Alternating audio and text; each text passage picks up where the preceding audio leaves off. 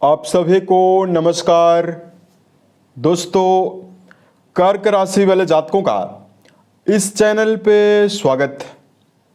इस वीडियो में हम आपको बताने वाले हैं कर्क राशि वाले जातकों के लिए साल 2026 में 11 से लेकर 20 फरवरी तक का समय किस प्रकार जाने वाला है।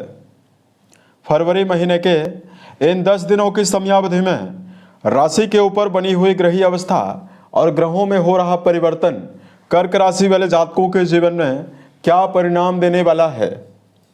किन मामलों में कर्क राशि वाले जातकों को कम प्रयासों में बड़ी सफलता मिलने वाली है, वहीं कहां पर कर्क राशि वाले जातकों को संभल कर काम करने की आवश्यकता भी जीवन में रहने वाली है।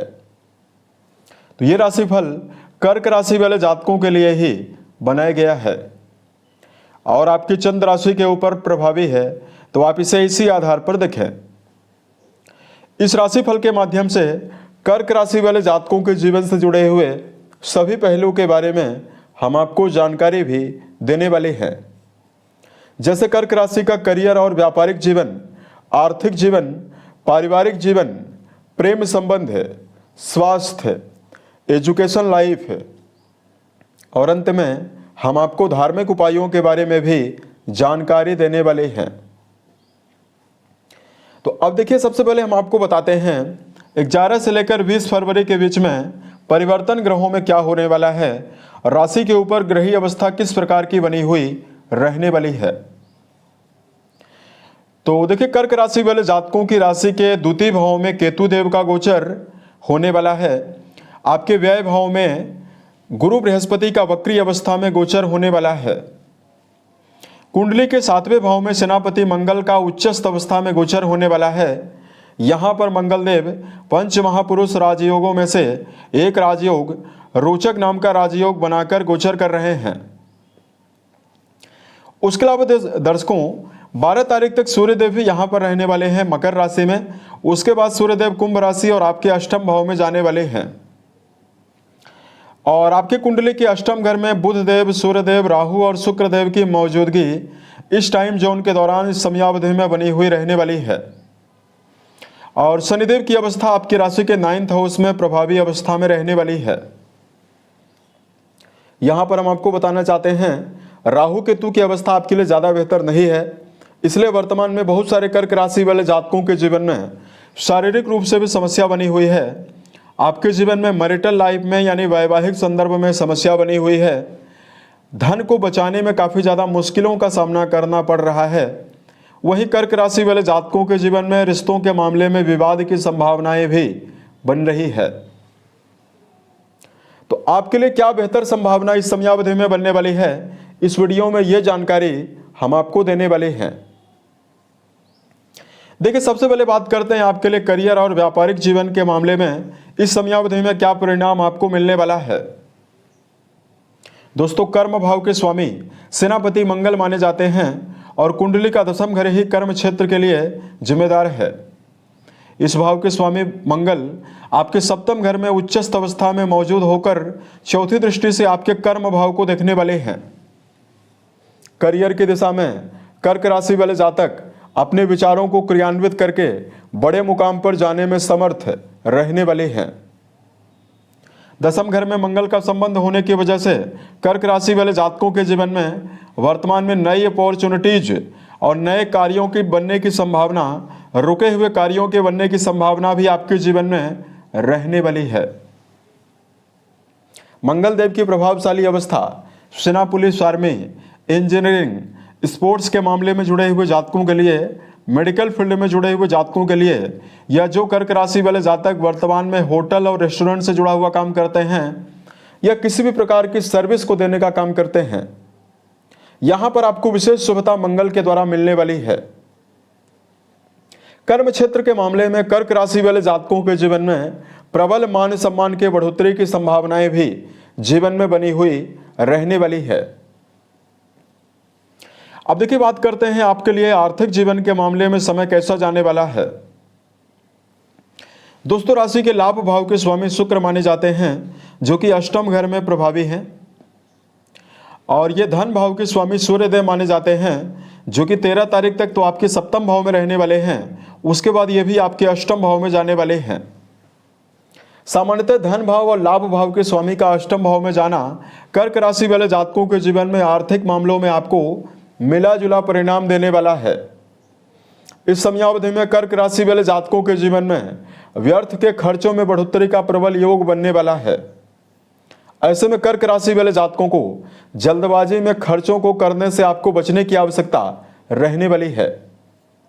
बेहतर संभावना केवल यहां पर रहने वाली है कि राशि के सप्तम घर में मंगल देव की उच्चस्थ अवस्था बनी हुई है, तो जो कर्क राशि वाले जातक व्यापार कर रहे हैं उन जातकों के जीवन में प्रबल सशक्ति के साथ आर्थिक उन्नति और धन के मामले में प्रबल शुभता मिलने वाली है। यहां पर कर्क राशि के व्यवसायी जातकों के लिए शुभता ज्यादा रहने वाली है। उसके अलावा देखिए, बात करते हैं पारिवारिक संदर्भ में क्या परिणाम आपको मिल सकता है। कुंडली का चौथा घर पारिवारिक अवस्था और पारिवारिक जीवन के बारे में मुख्य रूप से जानकारी देता है। कुंडली के चौथे भाव में राहु देव की 9वीं दृष्टि का प्रभाव रहने वाला है और इस भाव के स्वामी शुक्र देव आपके अष्टम भाव में रहने वाले हैं। ऐसे में कहीं न कहीं पारिवारिक अवस्था को लेकर, पारिवारिक जिम्मेदारियों को लेकर भाग दौड़ का सामना कर्क राशि वाले जातकों को करना पड़ सकता है।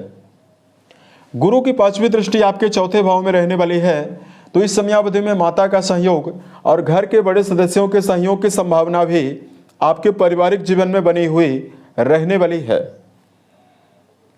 यहां पर कर्क राशि वाले जातकों के जीवन में मान सम्मान के लिए समय काफी बेहतर रहेगा।